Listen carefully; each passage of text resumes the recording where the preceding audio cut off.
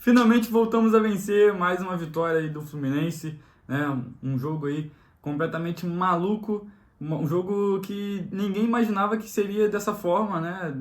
Com tanta emoção, com tantos gols, com tantos acontecimentos, né, nesse jogo.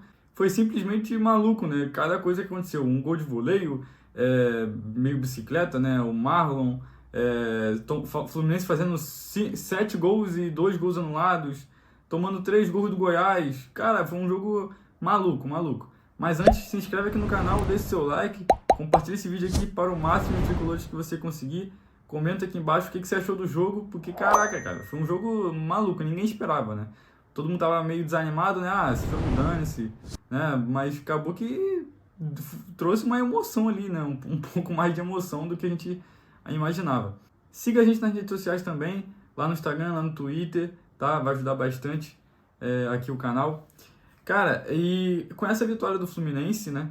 Deixa a gente aí em sétimo colocado no Brasileirão, atrás do Atlético Mineiro, que venceu o Bragantino lá no estádio do Bragantino, lá na casa do Bragantino, né? O Bragantino que venceu a gente, né? Por 1-0. E o Atlético Mineiro conseguiu vencer ele com gol de Hulk, de pênalti também, inclusive. O Atlético Mineiro agora é sexto colocado com 46 pontos e o Fluminense vem logo abaixo, em sétimo colocado com 45 pontos. O Grêmio vai jogar, né? O Grêmio é o oitavo colocado agora, ele vai jogar contra o Flamengo daqui a pouquinho, às 9h30 da noite. Né? No caso, já está jogando agora contra o Flamengo. Se caso perder, ele vai se manter aí em oitavo lugar e a gente termina a rodada em sétimo. Se caso o Grêmio vencer, aí ele vai passar a gente, né? Vai passar até o Atlético Mineiro, né? E pode ficar ali em sexto colocado. Então é muito importante a gente não deixar o Grêmio vencer essa partida, né? Eu sei que vai ser é complicado a gente torcer pro Flamengo, né? Mas nesse jogo a gente vai ter que torcer pro Flamengo, não tem jeito, né? Porque uma vitória do Flamengo aí deixa a gente em sétimo colocado. E essa vitória foi muito importante. A gente estava aí, né, alguns jogos sem vencer, são 4 jogos sem vencer. Em 4 jogos a gente fez apenas 1 ponto, né? Perdemos 3 jogos, fizemos um. O jogo contra o Botafogo a gente perdeu em casa, depois empatamos no Corinthians, né? Jogando no Maracanã também. Perdemos contra o Bragantino, perdemos contra o Cuiabá por 3-0, ressuscitamos o Cuiabá. Então, essa vitória foi importantíssima. Não foi uma vitória gigante, mas foi uma vitória importante. E tem uma coisa que vem me preocupando muito, eu acho que todos os tricolores estão preocupados com isso, que é em relação aos gols que a gente vem tomando. A gente tomando muitos gols no jogo, no primeiro tempo, principalmente. Desde a classificação para a final da Libertadores, a gente só toma gol em primeiro tempo.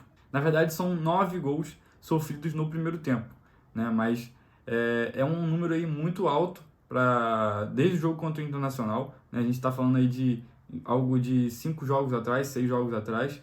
É um dado que deixa a gente um pouco incomodado com isso, porque a gente não quer tomar gols, né? E também a gente está tomando muitos gols, né? Contra o Corinthians a gente tomou 3, contra o Goiás a gente tomou 3. A gente não pode estar tomando tantos gols assim, não pode dar esse espaço todo. E um ponto desses gols que a gente vem tomando é o fato da gente, do time adversário, sempre criar jogadas pelo lado esquerdo, né? Que é o lado ali do Marcelo.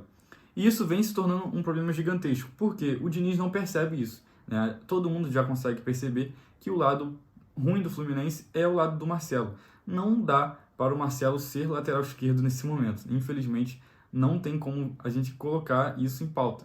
Por quê, cara? Porque o Marcelo não consegue acompanhar a jogada, não consegue marcar do jeito que ele marcava em alguns anos atrás. Não tem como. E com isso, o Felipe Melo, que é o outro zagueiro, que é o zagueiro do lado esquerdo, acaba que deixa o lado totalmente lento, né? Querendo ou não, isso influencia na jogada de velocidade do jogador. E foi aí exatamente o gol que fez o Alano, o jogador do Goiás, né? Ele fez até um belo gol ali e foi pelo lado esquerdo do Fluminense, né? Explorou ali, fez o drible e fez o gol. Então isso se torna um problema gigantesco, porque a gente não tem essa velocidade, a gente perde na velocidade. Eu acho que no momento ideal, o ideal é colocar o Marcelo de meia e puxar o Diogo Barbosa para a lateral esquerda, porque você ganha mais velocidade. Ou você improvisa o André ali na zaga, né, no lugar no lugar do Felipe Melo, o que eu acho um erro, porque o Felipe Melo está fazendo uma temporada muito boa, mesmo com essa dificuldade física, né, que ele está tendo. Ele vem sofrendo muitas dores, muitas lesões, sentiu nesse jogo, a princípio não preocupa, né, para a final, né, ele deve, agora, sem dúvida, ele não deve jogar contra o Atlético Mineiro, né, nem contra o Bahia, porque ele sentiu, né, sentiu ali ele falou que foi um desconforto, foi um negócio ali não tão ruim como ele imaginava, ele achou que seria, mas ele falou que foi uma fisgada, então não deve preocupar tanto, segundo ele, né? Mas a gente tem que saber também os exames, como que vai ser, se realmente vai ser grave ou não, mas a princípio tá tudo certo. Mas se a gente for analisar o primeiro tempo do Fluminense, foi um primeiro tempo abaixo, né? Pelo menos ali no começo da partida, nos primeiros 20 minutos, talvez, 15, 20 minutos, foi um primeiro tempo, né, nesse espaço de tempo bem ruim para o Fluminense, né? A gente não entrou ligado, os jogadores não entraram ligados na partida, entraram meio sonolento novamente, né? Mais uma partida que a gente entra mal, né? Contra o Corinthians foi assim, contra outros clubes também nesses últimos jogos também foi assim, contra o Botafogo também foi.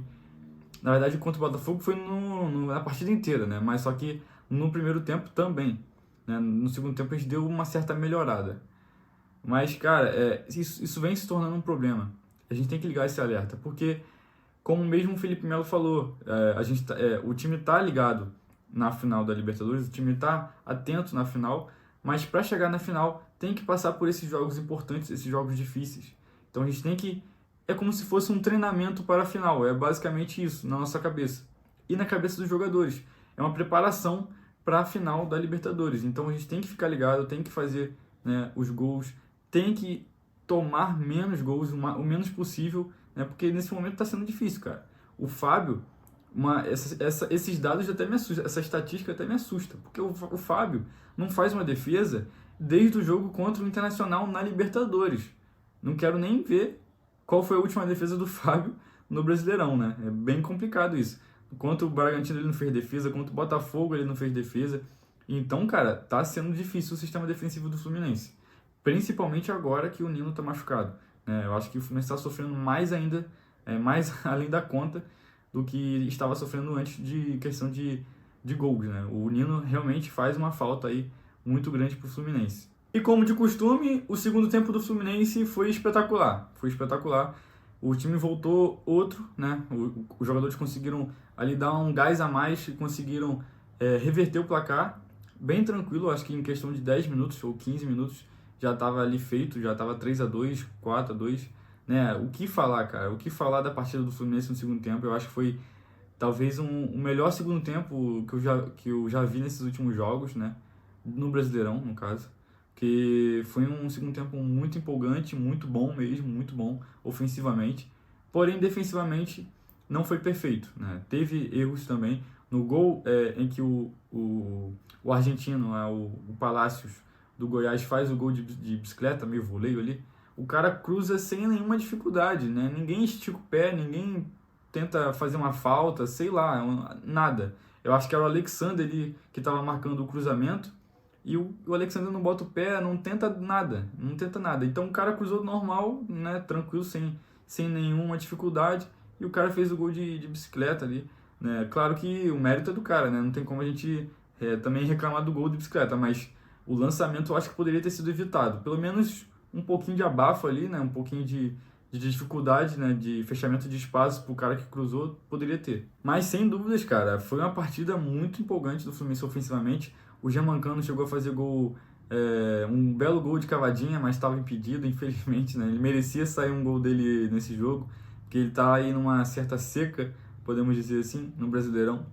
Então ele merecia fazer esse gol aí, mas infelizmente por um triz, cara, por um pé, né, 1 centímetro e pouco ali, ele acabou sendo anulado o gol por causa do impedimento. Mas o Fluminense atacou bastante, né, eu gostei muito.